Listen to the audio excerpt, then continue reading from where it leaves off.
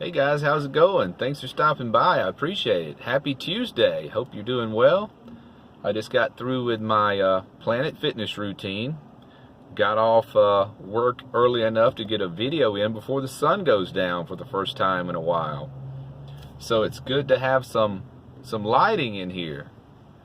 So I wanted to talk about a previous video I'd made. I had talked about I was only spending about 20% of my income now that I'm full-time van life.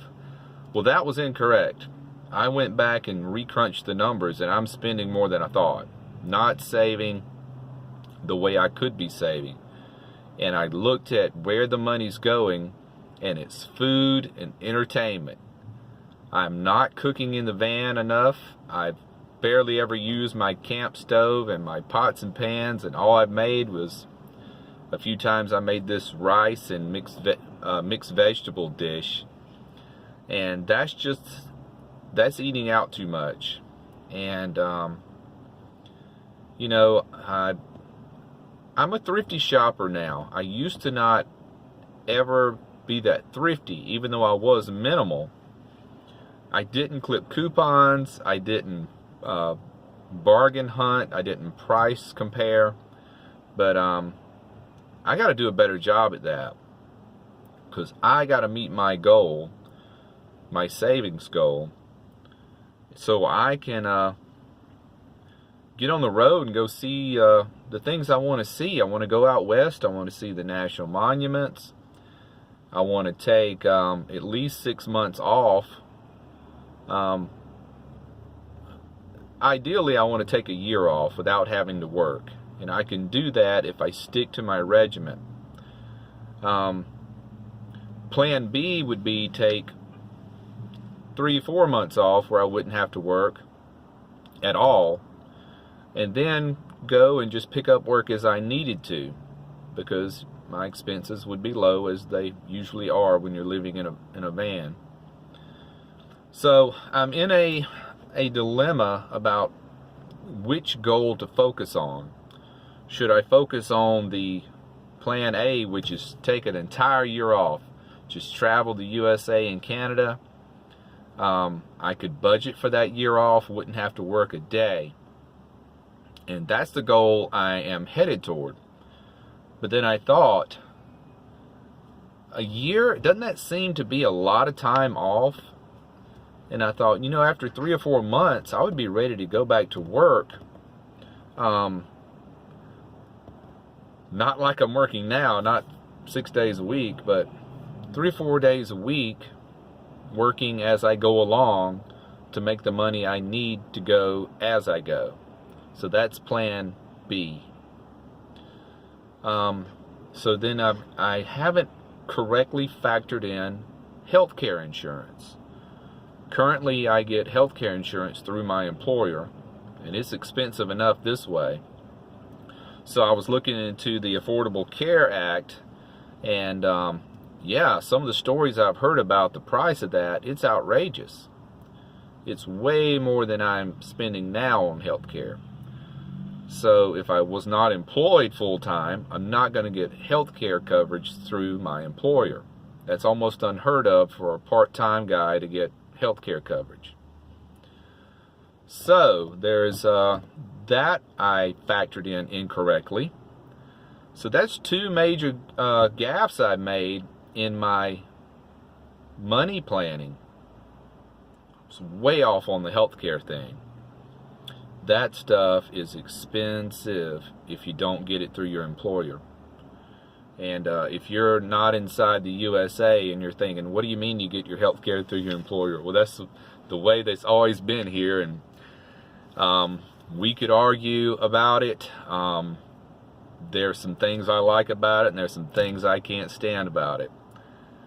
But it's a touchy situation, the way the healthcare system is in the USA. We can make a whole nother video on it, but I am not educated enough to get too deep into that. Let's stay away from that. But if I start on my journey, I have 2 options. You sign up for the Affordable Health Care Act, which, you know, is also known as Obamacare, or you just don't have it because the mandate's going away. They won't penalize you on your taxes anymore next year. So, but you got to have some kind of safety net. Even though I'm relatively healthy, I don't take any prescription meds. I could be in better shape, that's for sure. I'm not in excellent shape, but you know, I don't have any pre-existing conditions. So I'm gonna have to start searching around on YouTube and see what the other nomads are doing for their health care and dental care. I've got a cavity coming on. I'm gonna have to have some dental work done, you know, before too long. And that's something I won't have on the road, is dental coverage, you know. And you know, you crack a tooth and all of a sudden you've got an expense that was not expected. Let's say a crown come off. Say if I lost a crown, geez, that's $2,000, you know. So I haven't been as thorough in my planning as I thought. So now I'm freaking out a little bit, you know.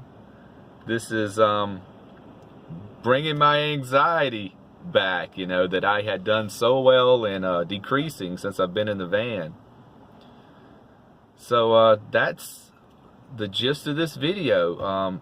I have incorrectly calculated my savings and my expenses, and my plan for going a nomad guy that just travels around and works when he needs to. I don't know if I'll have to push that back, or if I'm going to have to change plan A to plan B to plan C. I know one thing's for sure. I want that cushion where I could take several months off. The least amount would be 3 months. Now, of course, my job's not going to let me just take off and then hold that job for me. They're not going to do that. You know, they're not going to give me what's the word? A sabbatical. You know, they're not going to do that. It's out of the question. I have been thinking about talking to my boss about if he would be interested in letting me be what's called a floater trainer, where I could go around and train the new employees all over the country. But the thing about that would be, typically I have a company vehicle to use for that. Well, I couldn't do that. You know, I'd have to have my van. I'd be putting a lot of miles on it. And I don't know how the fuel reimbursement would be about that. But then again, he may shoot that idea down. I would really like to stay on with the company, but just work 3 or 4 days a week in different cities every week, you know. That way I could be out and about on my time off, seeing the sights and just enjoying the downtime. So that's other ideas I'm bouncing around in my skull of what to do to work and have money, you know, and support myself.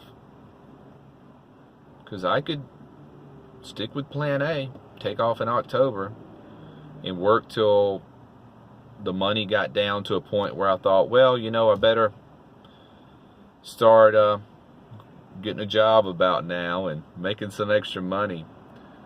So, yeah, I'm a little discombobulated about all these thoughts that just popped into my head, and when I realized my math was way off, I was not factoring in expenses I should have been factoring in. This is getting a little complicated.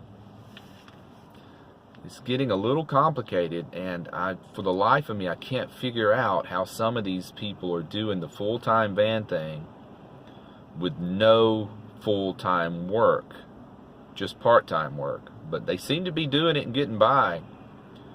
But what if you have a big unexpected expense? Something as simple as losing a crown on your tooth.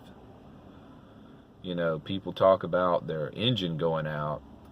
Well, you know, one big dental procedure could be more expensive than your repair bill on your van, you know. And I just hadn't thought it through enough, and I just didn't calculate the numbers correctly. I did not research it deep enough. So I got to get to doing that. That's what I'm going to be doing every evening after work while I have my spare time, is I am going to get this down to a science. I got to figure out exactly what I need and which plan I'm going to go with, plan A or plan B. So that's what I had for you guys to chew on tonight. And I'll sign off now. And thanks for your time, and I appreciate you stopping by. Remember to hit the alert bell so we can keep in touch, and take care of yourself. We'll see you on the next one. Bye.